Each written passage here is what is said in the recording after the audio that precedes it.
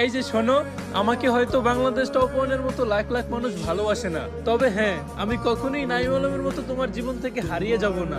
Mister টিপুলারের festival দেখার জন্য মানুষ যেমন দিনের পর দিন অপেক্ষা করে আছে, আমিও তোমাকে একটা নজর দেখার জন্য বছরের পর বছর অপেক্ষা করে যাব। ইটস কাব্য যেমন নিজের বউকে ছাড়া অন্য কোনো মেয়ের দিকে তাকায় না, ঠিক তেমনি আমিও কখনো তুমি ছাড়া অন্য কোনো মেয়ের দিকে তাকাবো না। কখনো যদি দেখি তোমার অনেক মন খারাপ, তাহলে আমি তোমাকে রিওমরের মতো কবিতা শুনিয়ে তোমার মন ভালো করে দেব। যদি তাতেও তোমার মন ভালো না হয়, তাহলে আমি তোমাকে ফোরেক্স তাহমিদের মতো মজার মজার গল্প শুনিয়ে তোমার মুখে হাসি ফোটাবো।